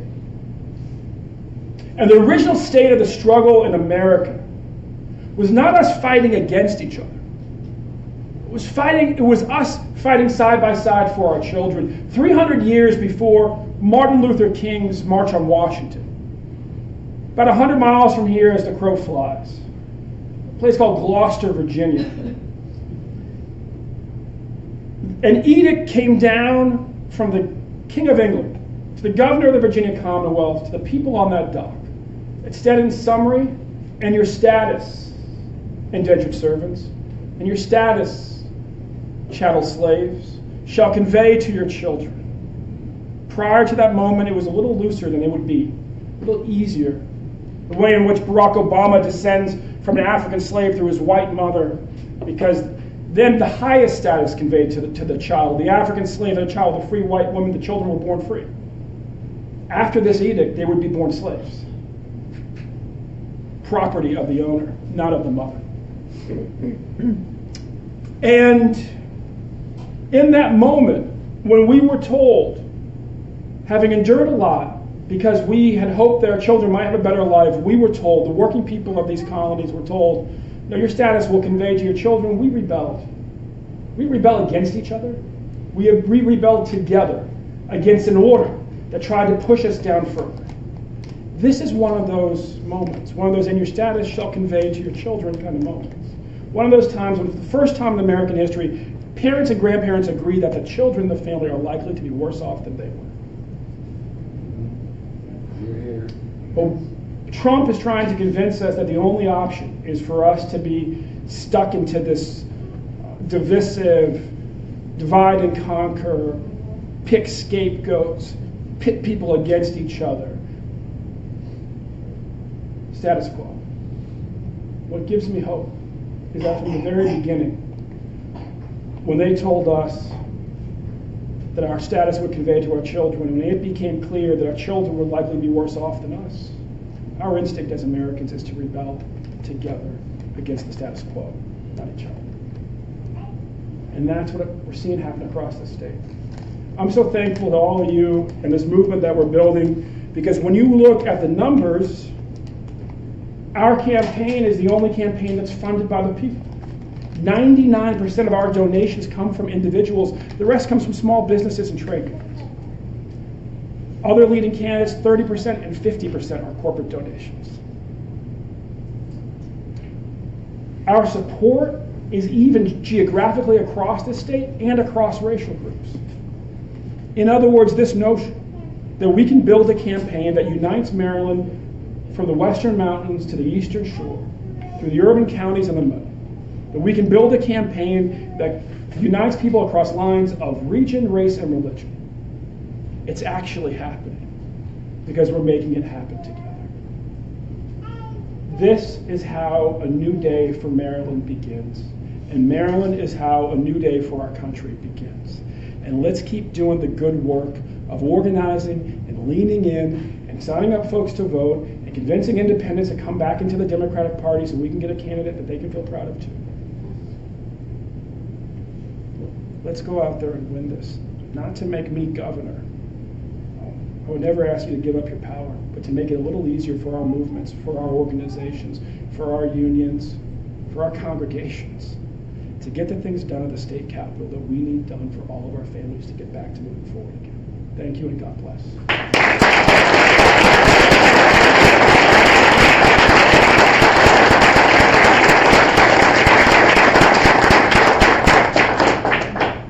And by the way, congratulations for all the victories last fall out here in Frederick. It was really inspiring to us around the state. So thank you for that. I'm happy to take questions. Yes, sir. The Green Jobs Initiative that Yes. a lot of progressives are running under all over the country. How are you planning on implementing that here in Maryland?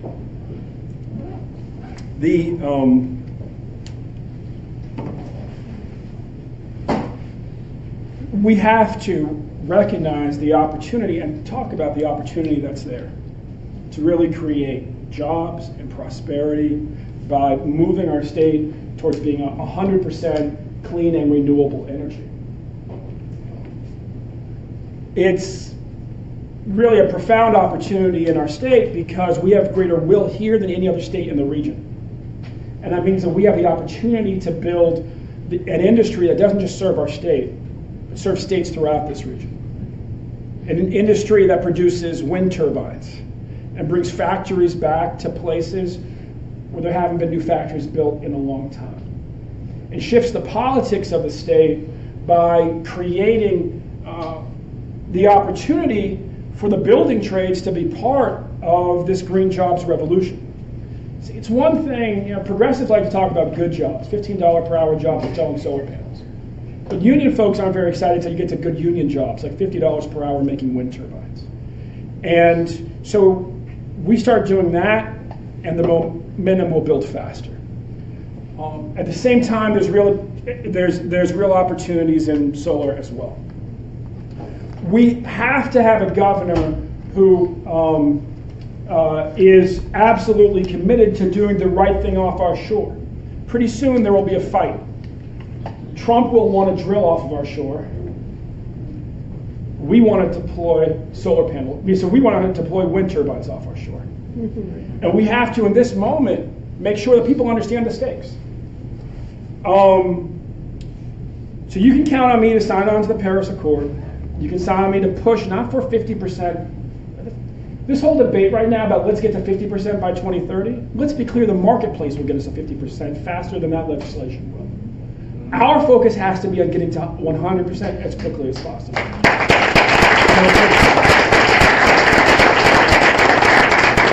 Germany is already at 40%. So why are we trying to say 12 years from now we'll be at 50%? Germany will be at 50% in about 3 years. We could be there too. There you go. You can also count on me to stop the pipeline they want to build under the Potomac. Yay. I stood up for the people in Standing Rock. I stood up against Keystone. I'm standing up against that one too.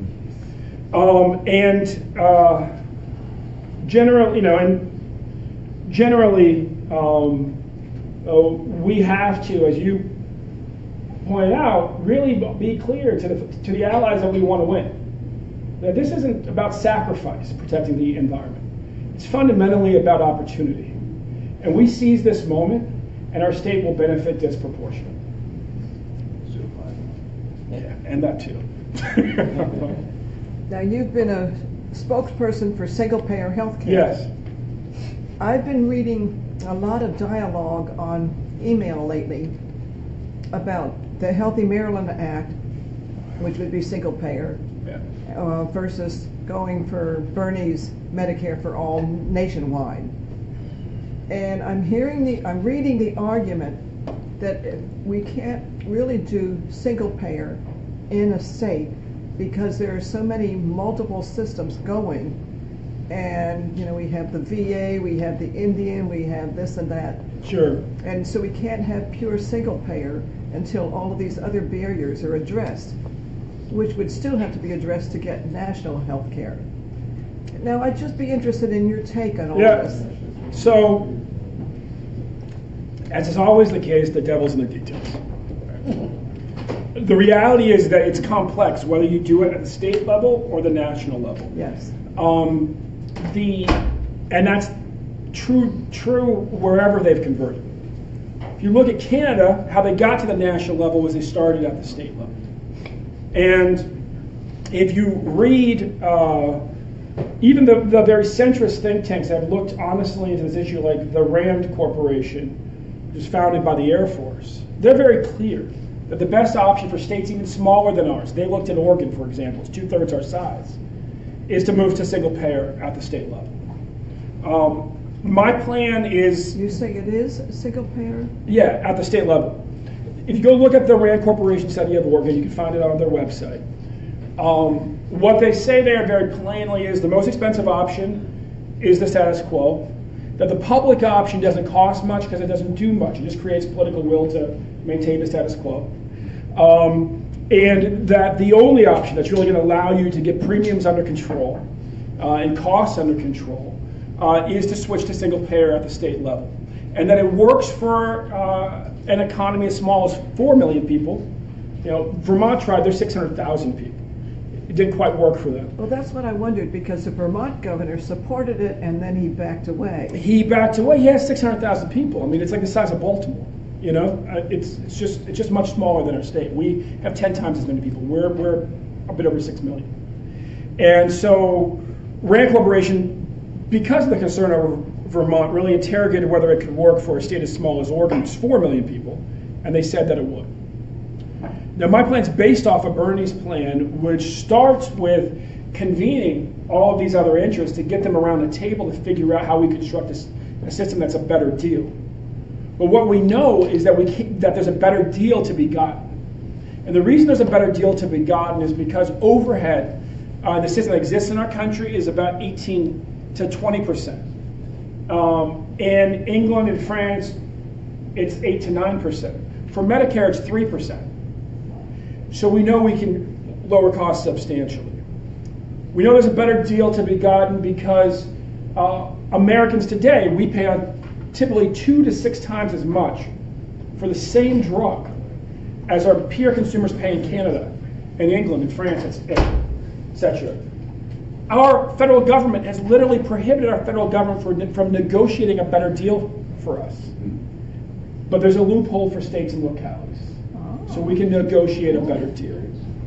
We also know, and keep in mind, right, that costs have surged double digits every year under this governor. That's why the status quo is so expensive. And in the exchange, it's gone up 30% in the last year.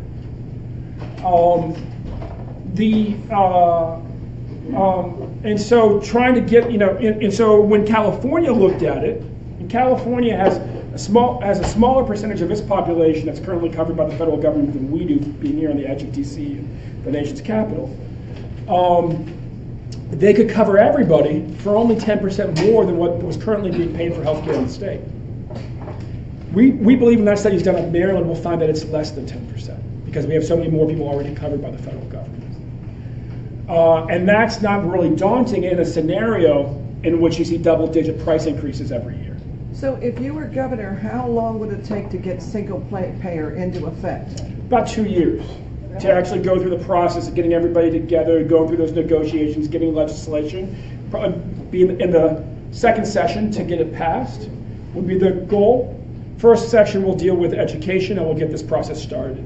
And we'll also, I put out a outline yesterday of a number of steps we would take day one. Like actually having a governor who's interested in getting more people into the exchange, right? Things like that. Our governor tried to cut the enrollment period, And then, again, to get the final waivers we need, we will likely need a different president of the United States, unless by act of fiat, Trump pulls a 180 again on us on this issue, because he's flip-flopped in healthcare like he's flip-flopped on nothing else. And again, that lines up with 2 years too. That's right. And I do believe that this issue will be determinative of who the next president of the United States is. That's why you've seen every aspirant for the American presidency in the Democratic Party sign on to Bernie's bill. But I've also have small business people on the Eastern Shore organizing to support my campaign who voted for Trump. They voted for Obama twice, and then they voted for Trump. And this issue, they actually thought Trump, with his lauding of Australia and Canada and Scotland and all these other single-payer systems, they thought that he was sort of like sending them signals that that's what he wanted to do. They figured out pretty quickly they were wrong. And so I think there are a lot of folks who switched last time who will come back. And at the margins, that's helpful. More questions? Yes, ma'am. I had a question about jobs and infrastructure. Yep. So many Marylanders depend on federal jobs and jobs in D.C., and if those were all taken away, our unemployment rate would be one of the highest in the country. So my question is kind of twofold. What would your plan be to bring more businesses and jobs into Maryland itself? And what would your plan be to fix the current traffic issues, infrastructure problems that commuters face? Because across the aisle is a major problem. All right, so the first thing, so three things there. First thing is we have to recognize what is in Maryland, which is that we do not have a shortage of good jobs for our kids. We have a shortage of kids who are trained for the jobs that exist.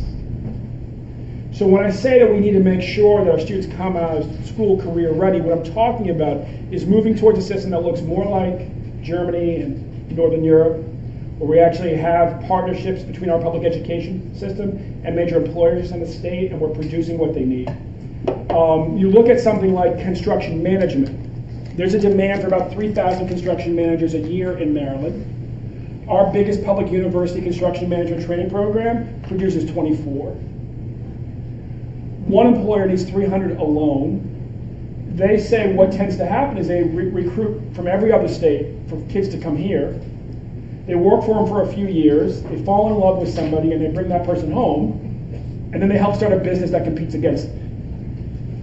And so there's actually a lot of desire from employers in the state to be part of a system that helps recruit more of and prepare more of our own kids to work for them. But it's not just true for construction, it's true for art teachers, it's true for truckers and welders, it's true for programmers, like literally across the board.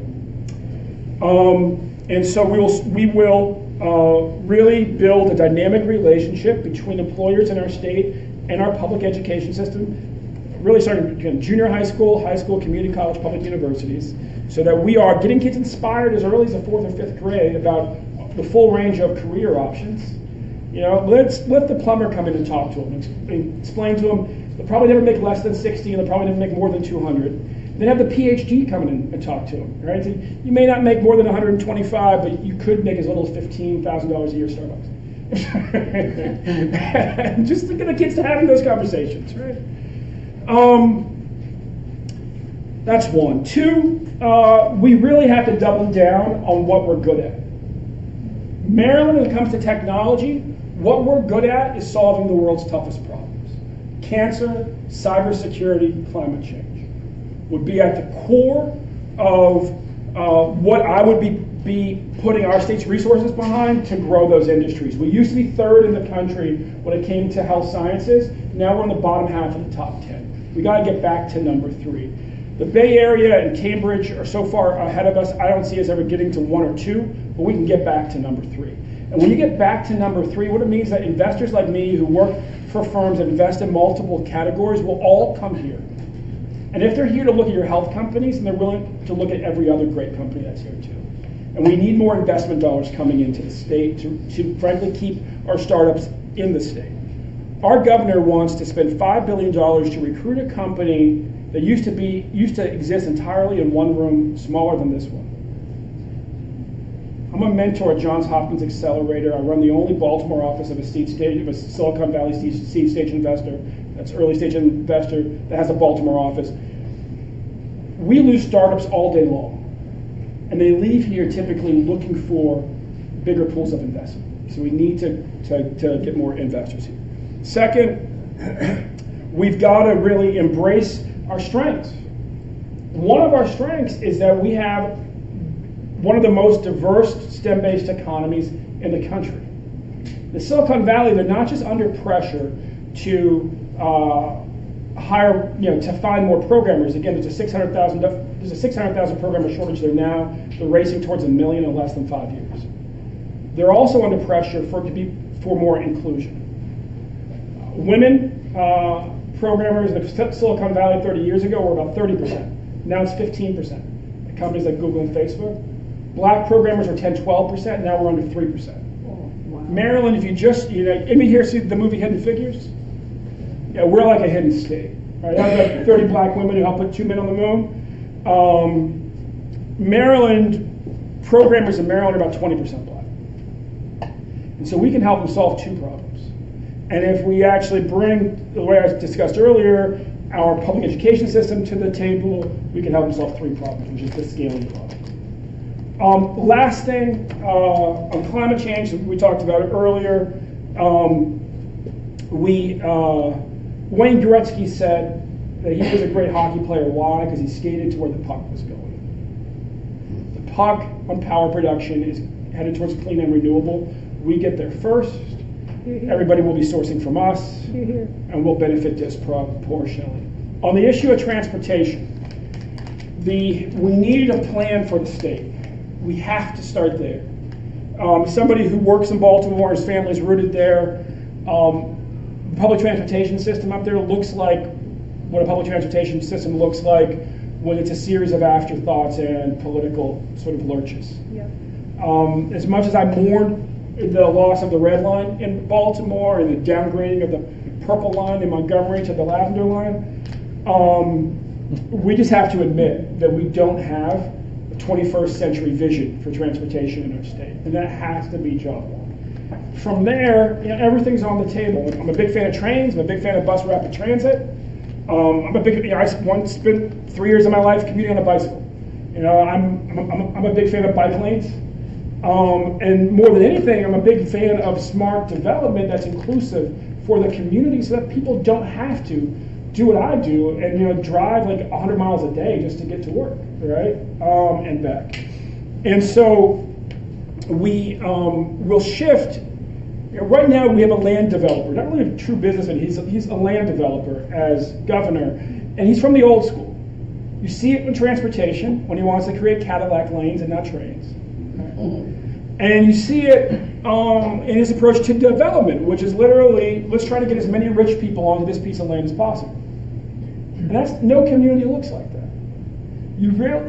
The question should be, whether it's for land development or whether it's for which company we're sourcing from, what's going to make the community stronger? If you're sourcing from a company that pays a prevailing wage and that hires people from that community, the community gets stronger. Even if you pay a little more, you will ultimately benefit more. And if you develop that land in a way that allows people to work where they live, well, everything gets better too, and the community gets stronger. So that's my approach. I was just going to ask about Metro. If you could push a project coming up 270 rather than more lanes, toll lanes, and that sort of. Yeah. No, yes. I mean, we arteries like 270. We have to zero in on and have to be at the center of a state plan.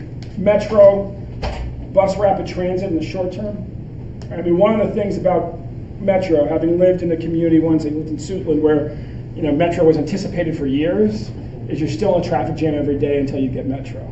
And so I think that we need a both and, where on the one hand we're embracing things we can do relatively quickly, like putting in a dedicated line for buses to run one way in the morning, the other way in the evening, and just get people in and out faster, even as we plan for and build trains.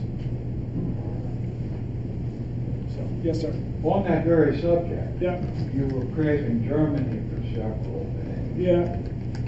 Germany has now no longer any operational U-boats.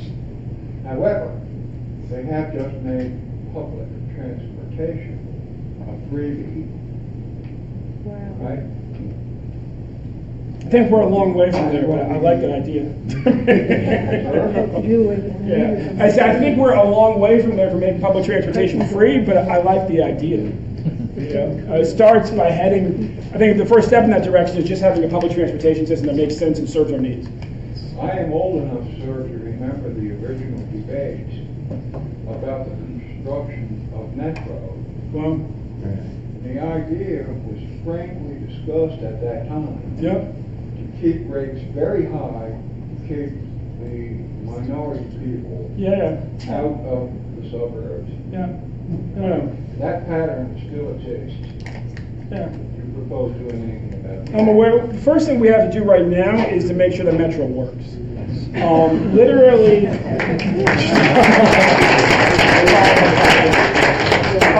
Literally, Baltimore's subway system is imploding as we speak. If you haven't seen the news on that, because it tends to be regional, trains are now running at 20 miles per hour. The leadership has said that they're doing that so that if there's a derailment, it's a soft derailment. The guy who ran Baltimore into the ground, Hogan's administration and others in this region helped others in the kind of Washington metro region helped make the head of WMATA. So we took the person that ran Baltimore to the ground and put him in a place to run the DC metro system into the ground. That's what we're dealing with right now. Paul Wiedefeld? And so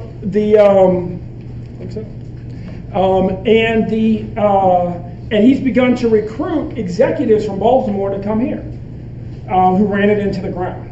We've got to shift our mindset towards one where we have a dedicated funding source for Metro, and we fundamentally embrace the fact that that's our future. Our future is a bigger, more robust system. Unfortunately, we've been backed into a corner where we got to start with baby steps, like repairing what we have, getting a dedicated funding source, and creating a vision to meet the 21st century needs.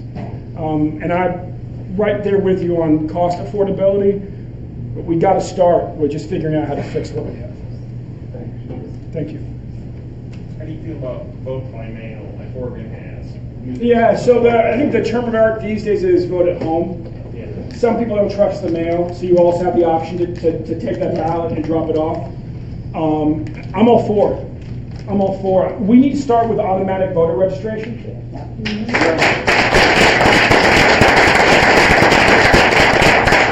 It should be permanent and portable. The vote by mail is more secure, and then like vote over the internet, which I think people were fantasizing about that. I hope that they've stopped. I teach public policy at Princeton University on Mondays, and have a number of kids from the NSA in my classmates, young hackers, master students, and one of the hackers in my class was always on the red team, and they would simulate an attack on digital voting systems at NSA. And he said the red team always won. Yeah. He said it wasn't because we were that good, it was just because it's that easy. And their estimate is that we're 10 years away from being able to secure online voting. But then you say, well, what's it going to take? He said, we don't know. We just figure in 10 years we'll know. So we just need to stay away from that, and I'm all for it. My question has to do with employment, what you were talking about earlier. Assuming all these programs that you're thinking of to train people for programming and information jobs, what percentage of the population do you think it's realistic to think or would ever be employed in those kind of jobs? And I don't want to make this question too pointed, but it gets to a frustration I've had with the Democratic Party since Bill Clinton kind of announced to the world, if you're not on board with globalization, you're stupid. Yeah, right. And we've been embracing more and more right-wing trade policies ever since then. So let's start there. How can you employ all of America if you can't get your own party to do what Germany and France and South Korea do in terms of protecting manufacturing? So forgive me if I've been vague. I want to be really clear. I believe that we have to have a public education system similar to those countries that you just listed that's focused on preparing our kids for the jobs that are here. Some of those jobs will be created by taking a trade approach to IT jobs, where we're training people, 2 years dedicated to training to get them into programming gigs in order to scale up here. But a lot of them are jobs in plumbing, right? It's working with the sheet metal workers. I think I've toured more apprenticeship programs, electrical, sheet metal, painting, plumbing, than anybody else running. And I'm running very much to popularize those jobs. When you meet young men who are there, their lives have been saved. And it's not because they've done anything wrong. It's because we've done something wrong. There are 5 major learning styles. The one that allows those of you whose attention has been able to be maintained for this half hour plus, wherever we're now, 45 minutes, is the auditory learning style. It's the one that makes it easy to go to college and to grad school. But the 4 other ones aren't. And they include learning with your hands, learning through the arts. And we've taken all of that out of our schools. And we've got to get it back into our schools to hold on to the 80% of kids who don't go to college. And so, and my commitment to the trades is longstanding. I was Bernie's attack person, if you will, on the TPP at the DNC platform meeting. You can go roll the tape on that. And that was easy for me to do because I was the AFL-CIO's student spokesperson against NAFTA in 1993, touring this country. And the reason I was so passionate about the TPP is because of those of us who spoke out against NAFTA have the unfortunate experience a quarter century later of feeling like prophets of doom that were actually prophets of doom. Like we were correct that it was going to kill industry in this country. And so, fundamentally, states are limited, as you know, when they have a federal government whose trade policies are totally whacked. But there's a lot we can do. The types of things we can do is we can decide that we're going to, say, down near the Port of Baltimore, build a free trade zone to actually ramp up manufacturing here to serve a global marketplace. We can decide that around the Amazon distribution center, we're going to build advanced manufacturing to serve a domestic marketplace. We can decide that we will figure out how to ultimately lower power costs so it's easier to build factories here. And those are the types of things that I'll be focused on. But the biggest thing we can do is to build the best educated workforce, most relevantly educated workforce in the entire country. And that's where my heart is. And the trades are at the core of that. I just want to make sure that we're also realizing that we can take that approach to education to IT jobs as well. Other thing is, within the trades, I ran construction jobs for 40 years. It has been very good for women. Yes. I mean, you make twice as much money as a clerk. Yes. Yes. Yeah. One of the obstacles I had in the building trades, I'm a retired master electrician, is that you need a separate license for every town, and for the state. Well, we'll make sure that we talk early in my tenure so we can fix things like that. I mean, it's I gotta say, one thing about being a business person running for office in this state, and there's a lot more of us who are business people than we sort of recognize, right? My mom's a therapist; she's a small business person, right? There's a lot of us. You're an electrician; you're a small business person. Is that there's just a lot of things that are dumb that we need to fix. My favorite dumb thing to talk about, and I know Senator Manno knows this place well, Roger, the Old Fox bookstore in Annapolis on West Street. I just got frustrated because they sell bagels on the other side of the street, but for some reason this place only sells donuts. So I was like, can you please just get some bagels? I'll come here more often. They said, no, well, we would love to, but we can't sell you a bagel, sir. Now, I said, why? Now, I walked past about 12 businesses on that side of the street to get there. They said, because we're on the residential side of the street. And they said, so we're not allowed to cut anything because we're on the residential side of the street. So we can only sell you pastry and donuts. That's just dumb. That whole side of the street, Roger knows that side of the street, it's all businesses. I mean, people may live above them, but it's, it's at least half businesses.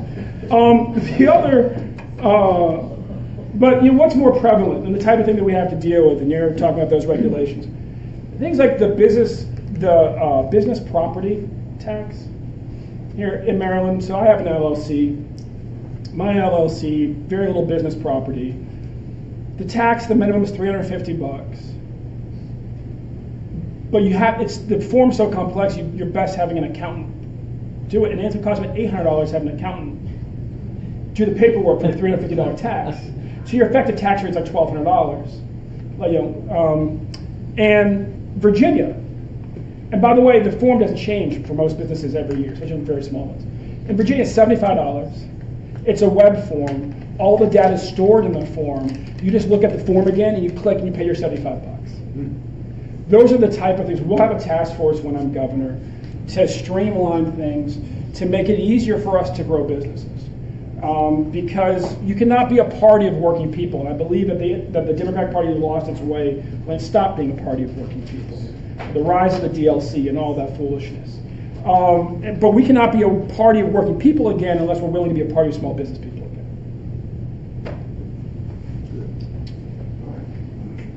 So I think we have time for maybe one more question. Yeah. One more question? We'll have fun building that movement. Is there anything else? Final thought, question, diatribe? All right. Thank you very much. It's a real honor.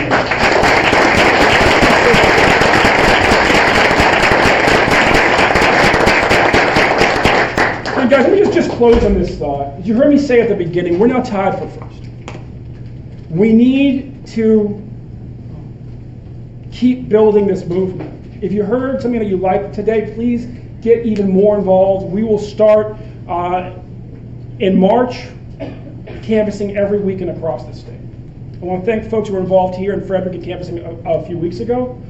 But please sign up if you haven't at benjealous.com. Please give whatever you can give. Our average donation is lower than the person who's running on the public option. And I'm proud of that. That's only possible if working families keep investing in this campaign. Thank you very much.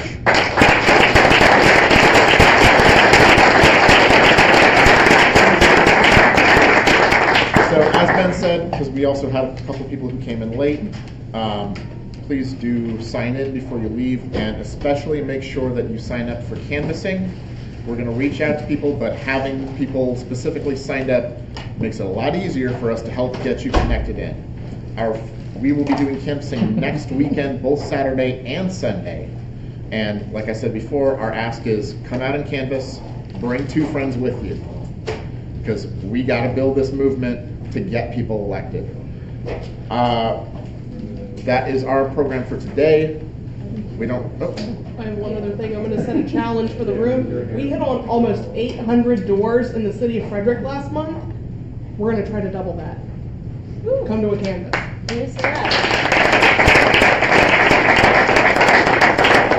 So we don't have anybody coming out after this in terms of coming into the room, so we don't have to rush out. People can take the time, talk a little bit. Please make sure that you've signed in and signed up for canvassing. And, any other thoughts you have, feel free to come and talk to us. I'm happy to talk with you more. Thank you. A round of applause for all of you for coming out on this